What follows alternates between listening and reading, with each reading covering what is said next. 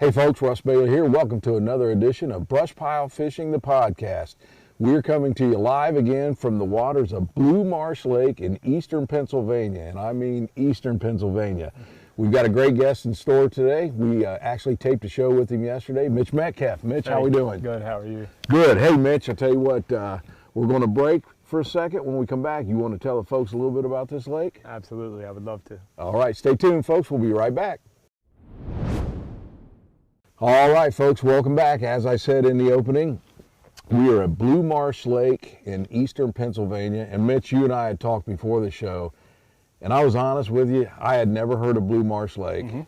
You don't, at least on social media, you don't see a lot of things about people crappie fishing in eastern Pennsylvania, to be honest with you. Absolutely not. No, it's funny with the amount of attention and interest in it, you just don't see a lot of people doing it around here, which is weird because we definitely have a healthy population of crappie.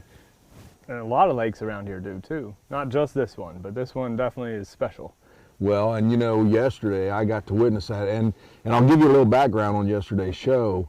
We got here and Mitch told us they actually drew the lake down about a foot in the last 24 hours. And a lot of places that we've taped, when that happens, man, it can make it tough on the fishing. And we tried several spots. What did we start out on, those cubes? Yeah, so we started out on some fish crates is what they call them, and it's just man-made, almost pallets stacked on top of each other. Just some artificial habitat for anything offshore for them to live in. This was a man-made reservoir, so there really isn't a lot of offshore structure or cover for these fish. Other than that at this point. So other than maybe a tree or two, those are just the perfect thing to put out there. And we're in the middle of September. When you're crappie fishing this time of year, what depth do you look for? What do you look for to fish? Okay.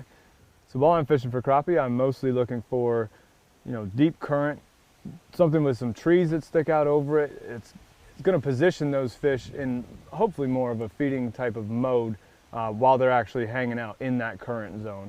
So I'm actually going to try to fish about 12 to 20 foot, something that gets me away from the fish a little bit further. I don't want to be right on top of them usually. And yesterday we fished some laydowns is where we had our most success, and they were in deeper water. And these are big laydowns, folks. I mean, huge trees.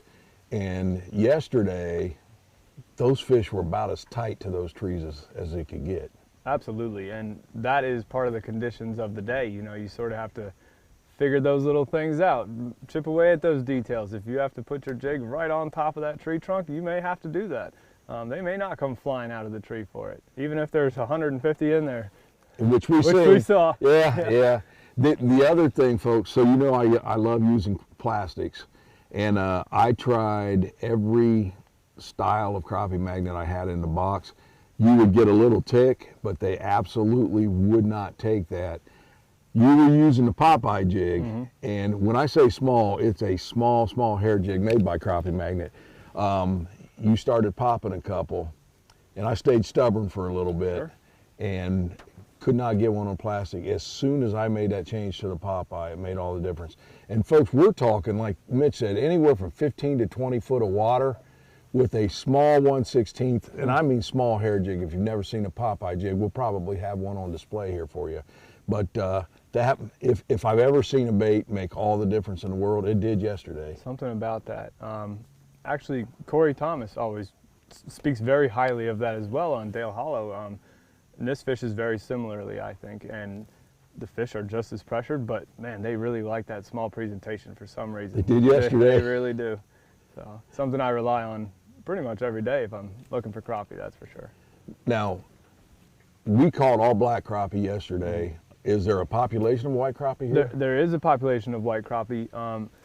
It seems like in my experience, a lot of those are isolated fish, sort of out in the open here. Okay. They like to chase bait around, and unless you're really focused on using pen optics, maybe not the best thing to go after this time of year. Right. In the fall, now they'll set up on top of brush piles and those fish crates that we talked about earlier.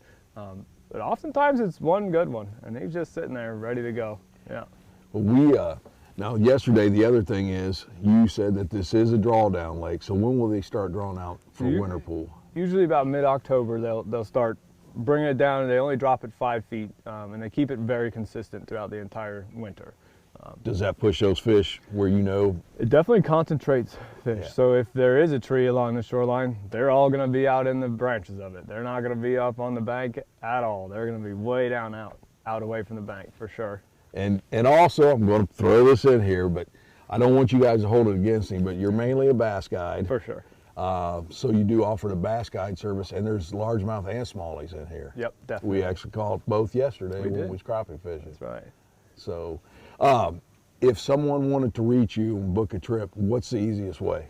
So they can reach out by phone, 267-221-7162. They can reach out via my email, duenorthguide@gmail.com. They can also reach me on Facebook, Instagram, or any of the other social media platforms. We pretty much have everything going. Still have some good fishing left in the fall? That's right. Oh, yes. And all winter, too, actually. I found that a lot of the bigger crappie, I'm catching them in the dead of winter. Just something about it. You know, the fish we caught yesterday, they were, and like I say, we're in the second week of September. They were big fish. They were thick fish. I cannot imagine what they're going to look like during a spawn or when they're fattening up for winter, because that's the other thing. Talking about the bait fish you have here. We have an absolute abundance of alewife shad in this lake, and it is pretty amazing how many there can be in one area. And if they got all that sitting over top of their head, it can be a little tricky to get them to bite, but they do eventually. We had to work. We had to work for them, but you know, if you give them something maybe a little smaller than their normal food, they may just take a little snack bite out of it, and that'd be enough to get them in the boat for sure. It worked yesterday. It did work yesterday. Yeah. So folks, if you're interested in a trip here, if you live anywhere close to this, within a couple hours, and you've never fished it or you haven't fished it in a while, you owe it to yourself to get down here, because like I say, the crappie that we caught yesterday that you'll see on the show, they were incredibly, very, very healthy fish, big fish.